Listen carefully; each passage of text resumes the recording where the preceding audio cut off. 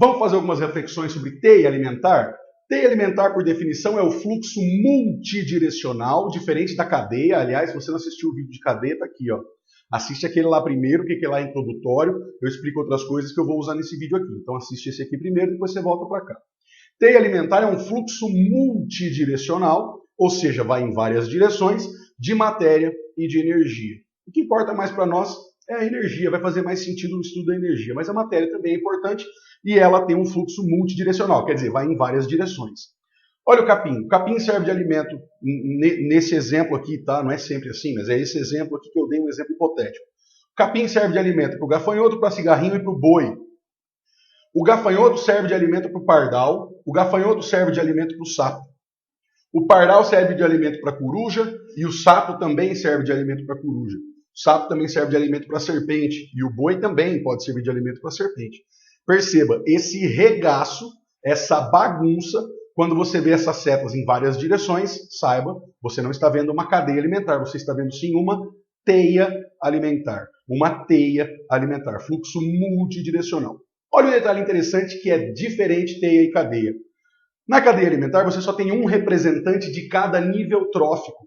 Você não lembra o que é nível trófico? Sugiro que você assista o vídeo que eu já indiquei aqui antes. Vídeo de cadeia. Você tem que assistir as aulas, hein, Pio? Vai ficar pulando aula agora. Tem que assistir lá e depois você volta para cá. Bom, na cadeia alimentar, você só tem um representante de cada nível trófico. Aqui, por exemplo, só tem o capim de produtor. Na cadeia, também. Só vai ter um produtor. Mas olha só, consumidor primário, consumidor primário, consumidor primário. Na cadeia alimentar, você só tem um consumidor primário, que são os caras que se alimentam do produtor. Aqui você tem 3 representantes de consumidor primário. Olha o consumidor secundário aqui, ó, pardal. Olha o consumidor secundário aqui, ó, sapo. Olha o consumidor secundário aqui, ó, serpente.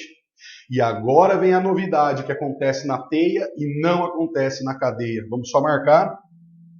Produtor, consumidor de primeira ordem, consumidor de primeira ordem, consumidor de primeira ordem, consumidor de segunda ordem, consumidor de segunda ordem, consumidor de segunda ordem. Olha a novidade aqui na teia. Quando o sapo serve de alimento para a serpente, atenção. Quando o sapo serve de alimento para a serpente não é mais consumidora secundária. Não é mais consumidora secundária. A serpente é consumidora secundária quando ela se alimenta do boi. A serpente, quando se alimenta do sapo, ela é consumidora terciária. Ah, mas e aí? Ela é secundária ou terciária? Ela é os dois. Ela é os dois, ao mesmo tempo. Se ela se alimenta do sapo, é terciária. Se ela se alimenta do boi, ela é secundária. Sacou como funciona? E a coruja? Primária, secundária, terciária, o que ela é? Se ela se alimentar do pardal, ela é uma consumidora terciária. Se ela se alimenta do sapo, também. E se ela se alimenta da serpente, a coruja é consumidora quaternária, consumidora de quarta ordem. Ela é concomitante, ela é os dois ao mesmo tempo. Outra análise importante de você fazer uma teia alimentar, e isso acontece também na cadeia, mas quando cai em vestibular, cai mais com teia, vale mais a pena você fazer essa análise com teia. Última análise antes de eu terminar o vídeo. Vamos supor, vamos inferir, vamos chutar que teve uma doença qualquer e dizimou, extinguiu sapo dessa teia alimentar. Extinguiu. Não tem mais sapo nessa teia alimentar. Olha o que pode acontecer. Vamos analisar primeiro quem que sapo comia. Cigarrinha só era predado por sapo e por pardal. Pardal e sapo eram os únicos 2 caras que se alimentavam de cigarrinha. Se não tem mais sapo predando cigarrinha, só tem pardal predando cigarrinha, as cigarrinhas vão se multiplicar. A população de cigarrinha vai crescer demais.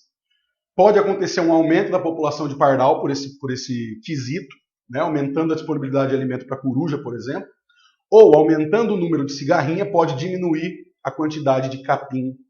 Essas análises são todas importantes, tá? Olha a análise do outro lado agora. O sapo servia de alimento para coruja e para serpente. Não tendo mais sapo nesses ambientes, serpente vai ter que predar mais boi, pode diminuir a quantidade de boi. Ou então serpente pode ficar sem alimento, vai diminuir o número de serpente. Sem sapo, coruja vai predar somente pardal, pode diminuir a quantidade de pardal. Sem sapo, olha só, coruja também perde alimento, coruja pode diminuir a quantidade. também o número de indivíduos, pode diminuir o número de indivíduos de coruja, porque ela perdeu um dos alimentos que era fornecido. Todas essas análises que eu fiz, vale a pena você fazer, é um exercício simples de fazer, de raciocinar, só olhar para cada um dos lados, ver o que ele comia e ele era comido por quem, e você vai fazendo essas análises, né? É fácil de fazer, não tem nenhum segredo, é só treino. Gostou do canal? Gostou de revisar esse conteúdo aqui? Dicas importantes, hein? Dá um joinha aqui para mim, segue o canal e vamos estudar biologia.